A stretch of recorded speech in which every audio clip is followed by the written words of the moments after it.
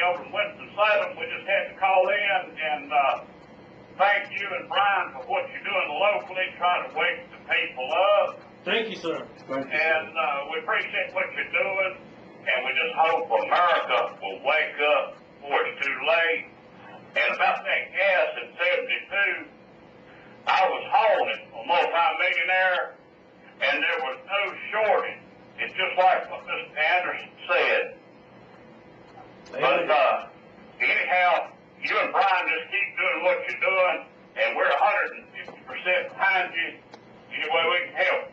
Well, thank you very much, Al. You've been a blessing to me. I know that. I appreciate you helping sponsor us, having the backbone to stand up here with us, and we certainly do appreciate you calling in today, too, sir. Well, God bless you and Brian and your families, and we're praying for you, and we pray that you'll wake up some of these sleeping Americans before it's too late, and the Chinese food's going to be kicking their teeth in on this American soil.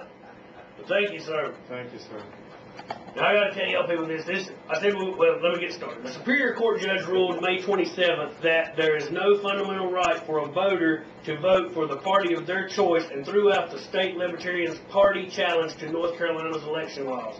Judge Robert Hobgood, Hobgood, ruled in the lawsuit filed by the Libertarian and Green parties challenging the legality of the state's election laws under North Carolina Constitution.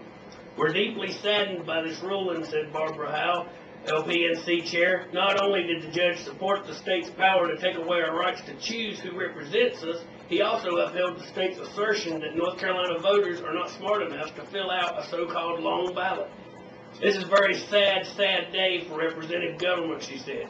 The judge agreed with the state's argument that the number of elected offices that may appear on the ballot in presidential election years, along with the use of optical scanning equipment, can cause voter confusion.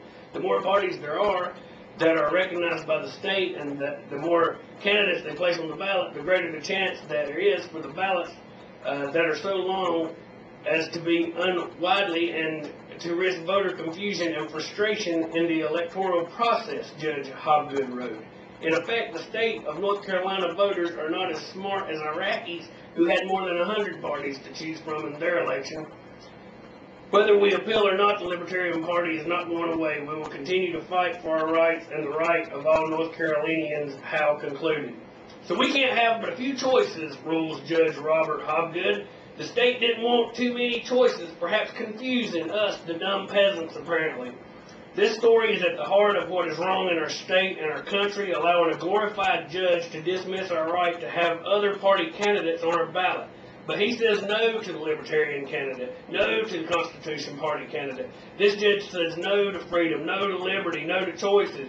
You can only choose between what we give you, you serf, you knave, you peasant. For the people of North Carolina, one man is deciding for you, Judge Robert Hobgood, Superior Court Judge in Raleigh. You know what, we were going to start next week with our new segment of Call to Action, but let's start now. I urge everyone to contact Judge Robert Hobgood and let him know you don't appreciate your rights being dismantled with the stroke of one glorified judge's pen in Raleigh. That judge is Robert Hobgood, Superior Court Judge, Raleigh, North Carolina, our first of many more to come, a call to action. Let him know we are watching and we're tired of this kind of oppression. That's Judge Robert Hobgood, Hobgood. If you'd like to call in today, our phone number is 873-1400. Our Davie County number is 336-499-0681. And in the news this past week, I found this astounding. The tale of massive fraud and embezzlement of millions of dollars by the U.S. military in its operations in Iraq continues. U.S. paying allies to fight the war in Iraq. Testifying before the U.S. Congress Committee on Oversight and Government Reform on May 22nd, Mary Ugon, Deputy Inspector General of Accounts in the Pentagon, said that an audit of $8.2 billion spending related to the Iraq War showed that $7.8 billion had been improperly spent. Over 180,000 payments, mostly since the war started in 2003, were made by the Defense Department to contractors for everything from bottled water to vehicle to transportation services. In her testimony, Ugon revealed that $135 million were given to forces from 3 countries, the UK, South Korea, and Poland, to facilitate their participation in the war. This is the first time that the U.S. has officially admitted to paying its allies in the so-called coalition of the willing that invaded Iraq in 2003. In his opening statement, Henry Waxman, chairman of the committee, said that wounded soldiers are getting notices from the Pentagon to return signing bonuses with interest since they had not completed their full term. There is something very wrong when our wounded troops have to fill out forms in triplicate for meal money while billions of dollars in cash are handed out in Iraq with no accountability. In an earlier report released in November 2007, the Inspector General had concluded that the Defense Department couldn't properly account for over $5 billion in taxpayer funds spent in the support of the Iraq security forces. It said that thousands of weapons, including assault rifles, machine guns, and rocket-propelled grenade launchers were unaccounted for, and millions of dollars have been squandered on construction projects that didn't even exist. Egon's testimony before detailed examples of bizarre manner in which the U.S. defense officials doled out huge amounts of money without recording where it was going. In one case, a sum of $320 million was paid to an Iraqi official for paying salaries with only an incompletely filled out voucher by one official. Since no details of the spending plan were attached as required by the Pentagon rules, the auditors have no clue as to where this money went. This payment was made from assets seized from Iraq. Auditors found that the Pentagon gave away $1.8 billion. We got a phone call.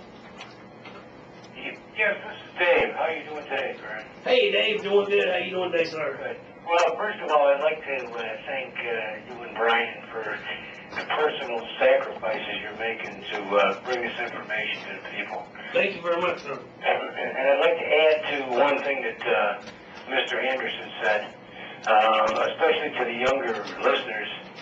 He mentioned that the gas had gone up to 99 cents a gallon, which at first glance would appear to be quite a bargain. But keep in mind, there's been approximately 400% inflation since 1973, so that would put it exactly at $4 a gallon. It was the same situation then. 99 was no bargain. And where I lived, upstate New York, 1973, 74, New York got the highest gas tax in the country, and still does. The gas peaked out at $1.85 a gallon up there in 74, which would put it well above $6 a gallon in today's money. But it was quite a problem.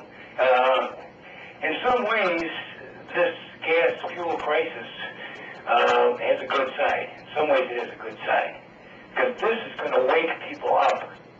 This is going to affect them directly. It's going to hurt them. And it's going to wake them up to what's going on in other respects, not just the fuel. I think these banditos that are meeting, planning the future of the world, are making a big mistake with this fuel crisis, because this is going to be the tip of the spear that wakes people up.